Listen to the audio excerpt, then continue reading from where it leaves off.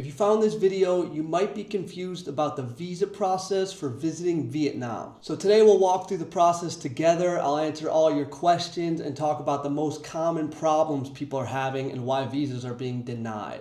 I've been living in Vietnam for 6 years now. I've helped hundreds of people get their visas approved. I promise if you watch through this entire video, you're gonna avoid any issues with your visa. So let's get into it.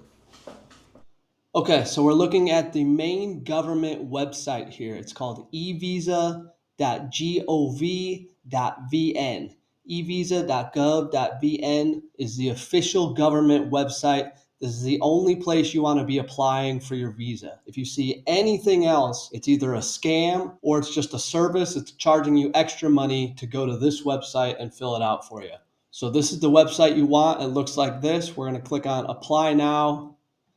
We'll confirm here. Okay, so there's a couple things that are happening here that are either keeping you from finishing the application process at all, or when you do finish the process, it's getting denied or rejected, asking for more information. So starting right at the top, you have to upload a headshot and your passport data page. Okay, so I'm gonna go ahead and just upload real quick to show you. So for your headshot, make sure it's shoulders and above, white background, no glasses, no smile. It's going to give you a match percentage here. Okay, so I get a lot of questions about this. You can see my match is 64%. It gets approved every time. So I have a lot of people saying, hey, I've got 50%, 60%. Is it going to get denied? This is not a huge issue that you need to worry about. As long as you're probably above 50%, you're going to be fine. Obviously, do the best you can. Make sure your pictures kind of look the same, but anything above 50, you should be all right.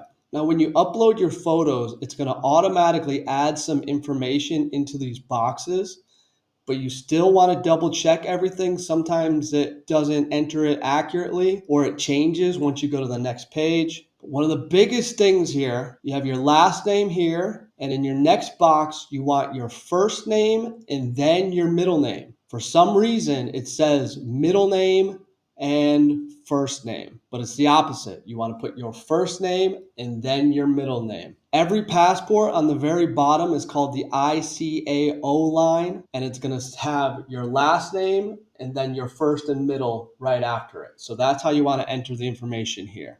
I've got another video where I've walked through the entire application process, every box. If you want to watch that one, I'll link it in the description. But watch this video first because I'm going to talk about the big problems that people run into. Most of this stuff you should be able to figure out on your own. The next big issue people have is entering the wrong dates. So here under number 2, it says issue e-visa. You can choose single entry or multiple entry, and you're going to pick a period of time up to 90 days, the maximum. But you'll notice they list it as day, month, and then year. So the opposite of how we do it in America, for example, where we would have the month first and then the day, you have to list the day first and then the month. So just pay attention to this. You're putting the day first, then the month. Now, if we go all the way to the bottom here, under number 8, it says trips, expenses, and insurance. A lot of people, when they apply for the visa, a few days later, they're going to get a message back asking for additional information. And sometimes it tells you exactly what information they want. Sometimes it just says, please submit additional information. And one of the reasons why people are getting rejected is for insurance, travel insurance. So you have intended expenses. You should put a couple thousand US dollars. Did you buy insurance? Here they're referring to travel insurance. And you're going to want to click yes to this. And you should get travel insurance when you come to Vietnam. There's constantly foreigners that are coming to Vietnam having some kind of accidents. Maybe they end up in the hospital and then they don't have enough money to cover themselves. The Vietnamese government doesn't want you getting stuck here because you can't afford your hospital bills. So it's going to ask you to specify.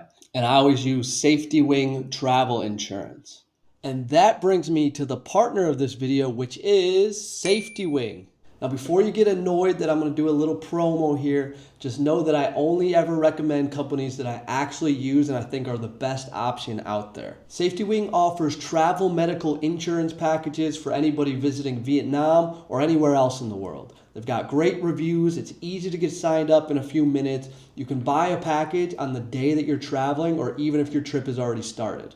I always say Southeast Asia is crazy and Vietnam is probably the wildest place of them all. I thought I was invincible until I ended up in a Vietnamese hospital for 4 days, so now I get a package from SafetyWing anytime I'm traveling, even if it's just for a few days. So make sure you use my link. It's going to be right underneath the video, or you can scan the QR code right here. Now let's get to the biggest problem people are having applying for this visa. So once you've filled out this entire main page, you're going to click this box here that everything you said is true, and you're going to click Next. Now this time I'm not actually filling out a visa, I'm just showing you some examples, but when you say next, it's going to go to review application form. It's going to come all the way up to the top. It's going to have all of your information listed out again. You're going to want to double check everything one last time, especially your names and the dates that you have entered for the visa. And then you're going to go down again and click next again. And this should take you to the payment page. So here now is probably the biggest issue that people are having. There's a couple things that can go wrong here. Either you can't get to the payment page at all, or you get to the payment page, but it won't accept your credit card, or it accepts your payment and your payment goes through, but you get no confirmation that the visa is actually applied successfully. So let's walk through each of those situations. Once you've reviewed the application form and gotten to the next page, you should get a confirmation box should pop up, and it should have a long registration number, and you should also get an email before you ever do anything about payment. Now, it's important to know here that all of these issues, they're almost always an issue with the website and the payment portal itself. It's very unlikely that there's a problem with your bank or your credit card or even your browser. Sometimes that's the case, but it's mostly an issue with this government website. It just doesn't work that well.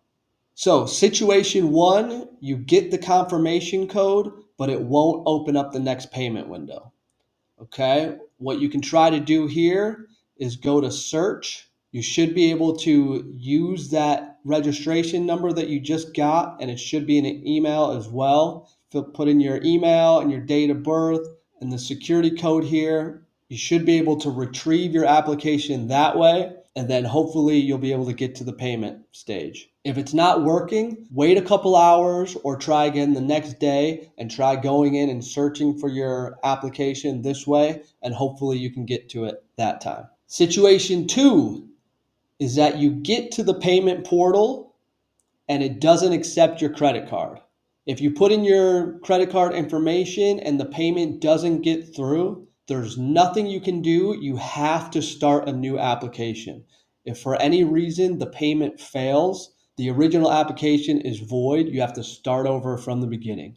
So again, I would wait a couple hours or wait until the next day. You can try changing browsers. Chrome seems to be the one that works the best. I always use Brave browser, which works fine every time.